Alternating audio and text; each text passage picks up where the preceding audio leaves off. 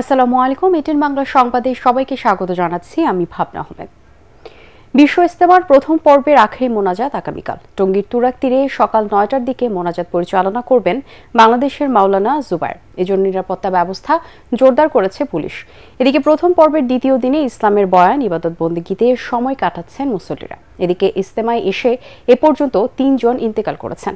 আদ্দিন সজীবের রিপোর্ট, ক্যামেরায় ছিলেন আনিসুর রহমান সোহাগ। যতদূর চোখ যায় কেবলই খিত্তা আর মুসল্লি। দেশের ধর্মপ্রাণ লাখো মুসলমান হাজির হয়েছেন টঙ্গীর তুরাগ তীরে। দিনের শিক্ষায় ইমানকে শানিত করতে দূর দূরান্ত থেকে তারা ছুটে এসেছেন বিশ্ব ইজতেমার এই বিশাল ময়দানে। দ্বিতীয় দিনে যার শুরুটা বাদ ফজর বয়ানের মধ্য দিয়ে, এরপর খিত্তায় খিত্তায় হয় তালিম, তাশকিল অর্থাৎ দিন প্রচারে সফরে যাওয়ার সিদ্ধান্ত নেন মুসল্লিরা। অসংখ্য ভাগে ভাগ হয়ে ছড়িয়ে পড়েন দেশে দেশান্তরে।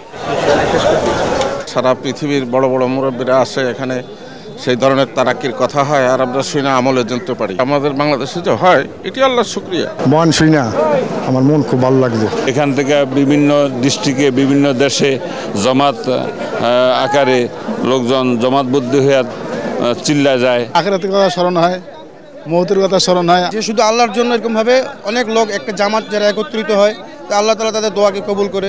বাদজহর বয়ান করেন ভারতের মাওলানা ইসমাইল গোদরা এবং বাদাসুর প্রতিবেশী দেশটির আরেক মাওলানা জোহায়ের। এর পরের আকর্ষণ ইজতেমায় যৌতুকবিহীন বিয়ের আয়োজন।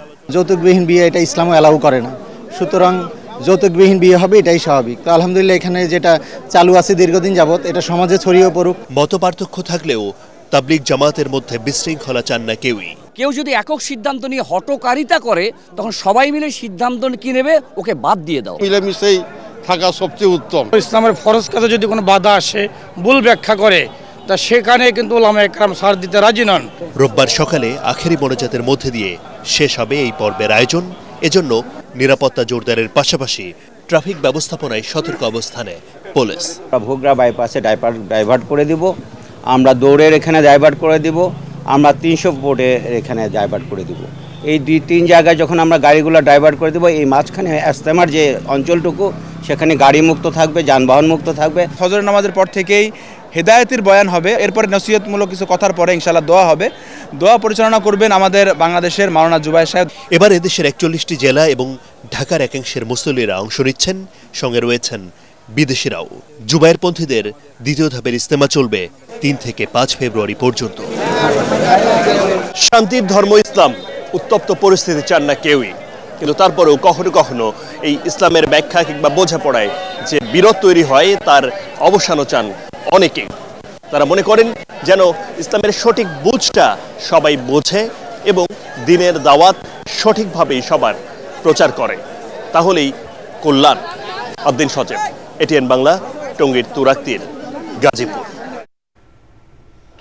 পরিবর্তিত বাংলাদেশ দেখার জন্য বিশ্বের বিভিন্ন দেশের সোশ্যাল বিজনেস প্রধানদের ঢাকার রাস্তায় দেওয়ালে আঁকা গ্রাফিতি দেখার আহ্বান জানিয়েছেন প্রধান উপদেষ্টা ডক্টর মোহাম্মদ ইউনূস। তিনি বলেন, তরুণদের আত্মত্যাগে আমরা এক নতুন বাংলাদেশ গড়তে যাচ্ছি। রাজধানীর হোটেল ইন্টারকন্টিনেন্টালে নবম সোশ্যাল বিজনেস ইউথ সামিটে তিনি এই আহ্বান জানান। এই সামিটে 21টি দেশের প্রতিনিধিরা অংশ নেন। এ সময় প্রফেসর ইউনূস বলেন, অর্থ উপার্জন করা হ্যাপিনেস, কিন্তু মানুষকে সুখী করা সুপার হ্যাপিনেস। পৃথিবীকে পরিবর্তন করা খুব কঠিন কাজ নয়, সমাজে মানুষের কথা ভেবে ব্যবসা করলে পরিবর্তন আসবে। Social business giving plan, so that the money that you give away doesn't go as a charity only. You create a separate pledge where it will go as an investment in social business. Trying to explain,